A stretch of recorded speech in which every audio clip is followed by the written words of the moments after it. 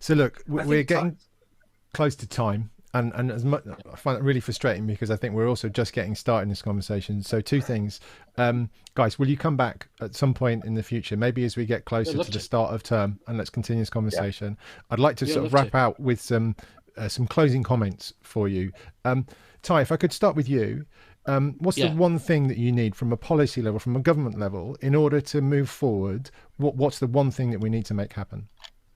In England, we need political leadership on education technology. We need a new EdTech strategy. We need increased funding for the professional development of teachers. We need super fast broadband, and we need to take seriously the digital divide. Above all, we need to realise that education technology supports teachers, it can support learners, and it's not some freaky stuff. It's actually really, really useful.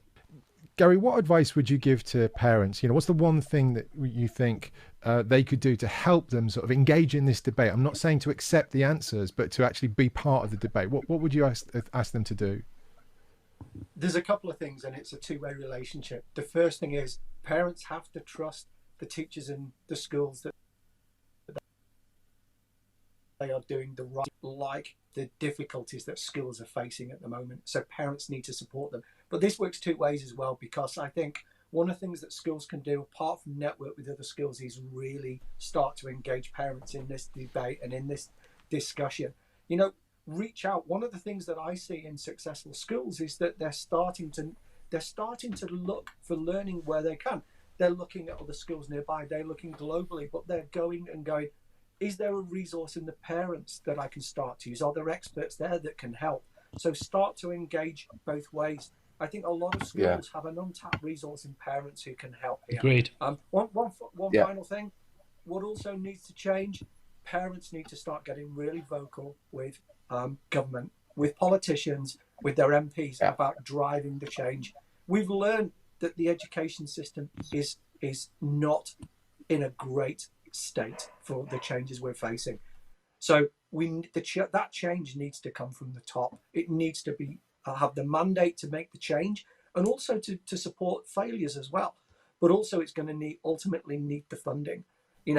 To see the change that we've got with COVID, and then to go, the right answer is to put children back into exactly the same model that we had before when we knew it was creaking, is never going to be the right way. This is a great opportunity to learn.